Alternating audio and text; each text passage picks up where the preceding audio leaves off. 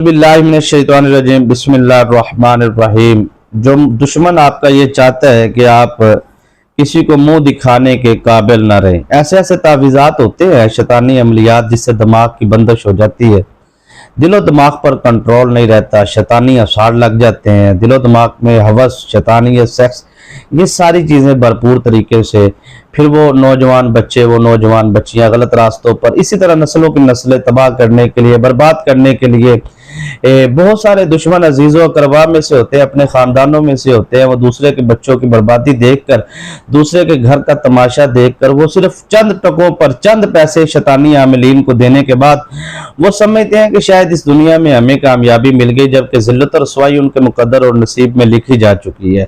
उन्होंने शैतान से दोस्ती कर ली है और रहमान से दुश्मनी कर ली है।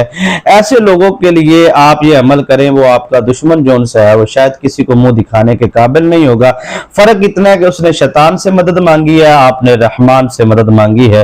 ये चंद जुमले जो इब्तदाई थे, इन जुमलों को अगर आपने सुन लिया है और समझ लिया है तो यकीनन आपको कामयाबी इस अमल के बाद मिलेगी और दुश्मन को यकीनन हर सूरत में नाकामी का सामना करना पड़ेगा और बर्बादी उसका मुकद्दर होगी।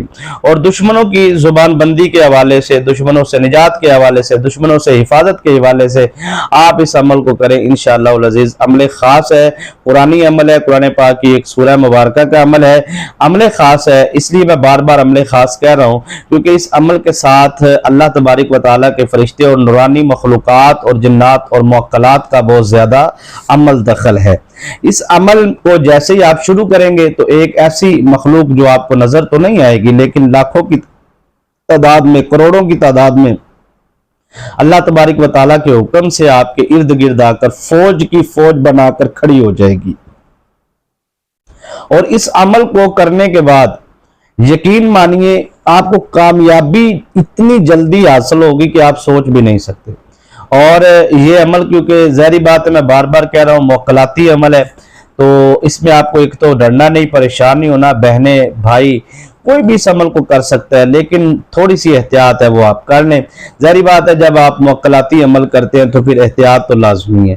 आप बड़े गोश्त से परहेज करें, गाय के गोश्त से, चिकन, मटन, बीफ, मछली, अंडा वगैरह, ये आपने परहेज करना है, आप इसको ना खाएं। कच्चा प्याज, लहसुन, अदरक, इससे बदबू पैदा होती है, तो इससे भी आप परहेज करें। असल में कुछ खवातीन ने घर में खाना वगैरह बनाना होता है तो इन चीज़ों का इस्तेमाल उन्होंने करना होता है हंडी में इस्तेमाल करने के लिए, तो वो करें, लेकिन उसके बाद हाथ अपने इतनी वाश कर लें, धो लें इस तरीके से कि हाथों से स्मेल, बदबू वगैरह खत्म हो जाए। ठीक है, तो वो तैयार शुदा पका हुआ तो खा सकते हैं, कच्चा ना खाएं। एहतियात कर लें, ज्यादा बेहतर है। फिर इसका ये होता है कि रजत का मामला नहीं होता, पलट नहीं होती। जो बंदा ये कहता है जी कि आप इस अमल को, कोई भी अमल है तो आप उसको जी अमल को आप पलीती की हालत में, नापाकी की हालत में कर सकते हैं, तो वो इजाजत देने वाले बंदे पे डिपेंड है। मैं तो आपको सख्ती से मना करूंगा कि आप मेरे जितने भी वज़ाइफ हैं वो आप नापाकी की हालत में, कोई भी अभी तक मैंने ऐसा वजीफा बताया ही नहीं, क्योंकि मेरी जिंदगी में, मेरे मुताले से, मेरे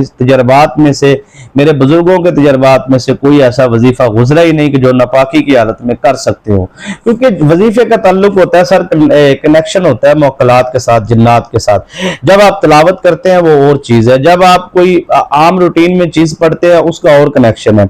जब आप एक मकसद के लिए पढ़ते हैं ना, मिसाल के तौर पे आपका एक दुश्मन है, वो शैतानी अमल है, उसने शैतानी अमलियात की हैं, उसके पास जिन्नात शैतानी, उसके पास मुअक्कलात शैतानी, उसके पास शैतानी सारी चीजें हैं। अब वो सर आप पर अमल करने जा रहा है, आप नूरानी मखलूक को बुला रहे हैं और आप आगे से पलीत हैं। अब आपने उन दोनों का सामना करवाना है। समझ आ रही है बात की? मैंने ये इशारतन बात की, इसके ऊपर मैं काफी सारी वजाहत पिछली वीडियोस में कर चुका हूं, इसलिए मैंने सिर्फ इशारतन आपको समझाने की कोशिश की है कि जब आप अमल पर बैठते हैं उस वक्त वो शैतानी मुअक्कलात आते हैं।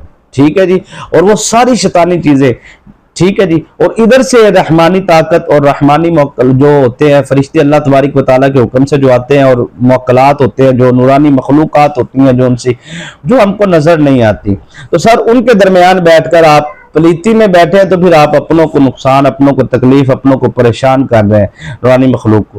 तो ये न सिर्फ मैं एक लाइन में आपको समझा देता हूं, आज बहुत बड़ी लाइन बोलने जा रहा हूं, अगर आपने ये तवज्जो से सुन ली ना تو یقین مانیے کہ آپ کو یہ پلیتی والی چیز آپ کے ذہن میں سے نکل جائے گی۔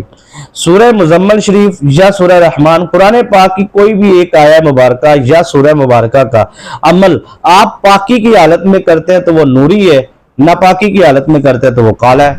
سمجھ آ گئی؟ بس یہ ایک لائن ہے، آگے آپ کی مرضی ہے۔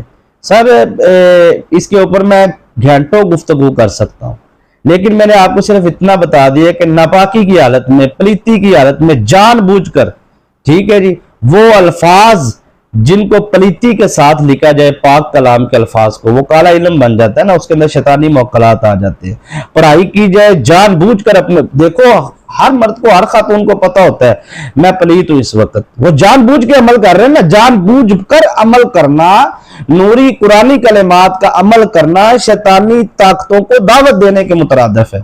وہ آپ کے وجود میں داخل ہو سکتے ہیں سر، وہ آپ کے گھر میں داخل ہو سکتے ہیں۔ پھر پوچھ رہے ہیں جی ہم کر سکتے ہیں جی وظیفہ، کر سکتے ہیں جی وظیفہ، بتاؤ کیا جواب دیں جی؟ ٹھیک ہے جی، تو وظیفہ سمجھیں، آپ سمجھا کریں۔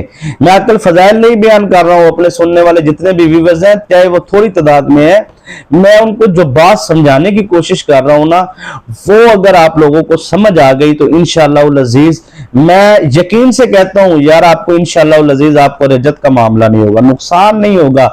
وظائف کیونکہ جلالی ہوتے ہیں میرے زیادہ تر، تو میں اس لیے زیادہ احتیاط کرتا ہوں۔ جمالی وظائف دینے والے جو ہوتے ہیں نا، یا پھر اور جو ٹھنڈے وظائف ہوتے ہیں، تو وہ ٹھیک ہے، مطلب ان کا اپنا ایک طریقہ کار ہے، میں بھی اسی جب دیتا ہوں تو نارمل ہوتا ہوں۔ جب جلالی وظائف دیتا ہوں نا سر میں، تو پھر میرے اندر تھوڑی سی آتی ہے کہ میں اپنے سننے والوں کو مکمل احتیاط بتا دوں تاکہ وہ غلطی نہ کرے۔ میں نہیں چاہتا کہ میری ویڈیو سننے کے بعد کوئی وظیفہ کرے اور اس کو شیطانی چیزوں کا سامنا کرنا پڑے، اس کو رکاوٹوں کا، پریشانیوں کا سامنا کر۔ ہم کیا کرتے ہیں، ہم ویڈیو سنتے ہیں اور سننے کے بعد وظیفہ کرتے ہیں۔ ایسے ویورز کئی ویورز میرے پاس آئے ہیں جی کہ ہم نے وہ فلاں وظیفہ کیا، ہمارے اوپر اثرات ہو گئے، ہمارے یہ کام بگڑ گئے، یہ ہو گیا، وہ ہو گیا۔ تو میں نے کہا جی ان سے پھر آپ رابطہ کریں، جن سے ان کا ہی فون ہی نہیں اٹھاتے جی، وہ بات ہی نہیں کرتے جی۔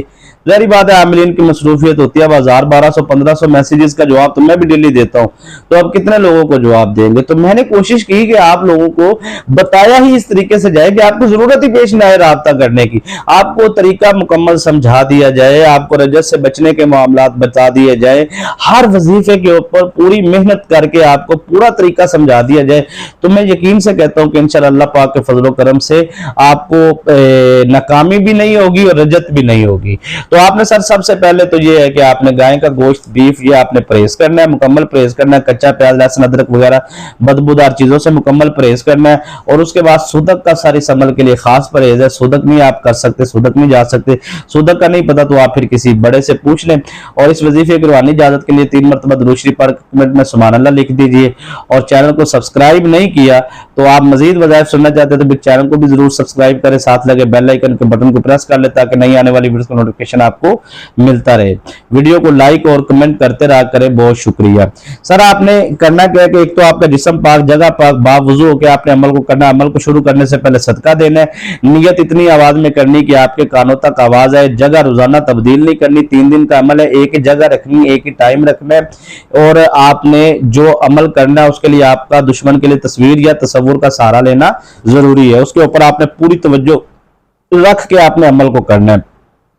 تو سر یہ آپ نے عمل جو ان سے ہے، اس کے ابتدا میں نعوذ باللہ بسم اللہ درود شریف کچھ بھی نہیں آپ پڑھ سکتے، اثار آپ نے لگانا ہے، تو آیت الکرسی کا اثار لگا لیں آپ۔ اسی ویڈیو کی ڈسکرپشن میں جو ان سے ہے وہ لنک دے دوں گا آیت الکرسی کا اثار، وہ آپ دیکھ لیں، وہ لگا لیں، یا پھر جو بھی آپ کو اثار آتا ہے وہ لگا لیں آپ۔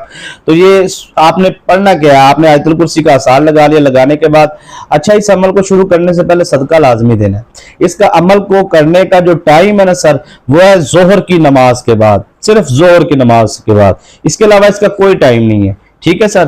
تو آپ نے کیا کرنا ہے کہ آپ نے آیت الکرسی کا اثار لگانا ہے، جو بھی آپ کو اثار آتا ہے، لگانے کے بعد آپ نے بغیر اعوذ باللہ بسم اللہ درود شریف کے آپ نے جو ان سے وظیفہ شروع کر دینا، سورہ نوح پڑھنی ہے بغیر بسم اللہ کے، ٹھیک ہے۔ سورہ نوح 29ویں سپارے میں ہے، پوری سورہ نوح پڑھنی ہے، اور پڑھنے کے بعد آپ نے جب اس کو ختم کرنا ہے تو آپ نے دونوں ہاتھ اٹھا کر دعا مانگنی ہے، دعا اتنی آواز میں کہ آپ کے کانوں تک آواز آئے، جو بھی آپ دعا مانگیں گے نا وہ موکلات کو خبر ہوگی، اور انشاءاللہ العزیز وہ جا کر وہ کام کریں گے جو آپ ان کو دعا میں ان کی ڈیوٹی لگائیں گے.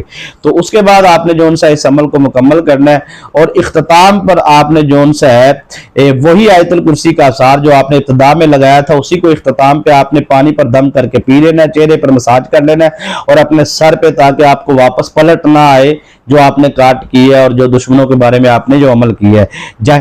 جائز کام کے لیے کریں, ناجائز حرام کام کے لیے نہ کریں.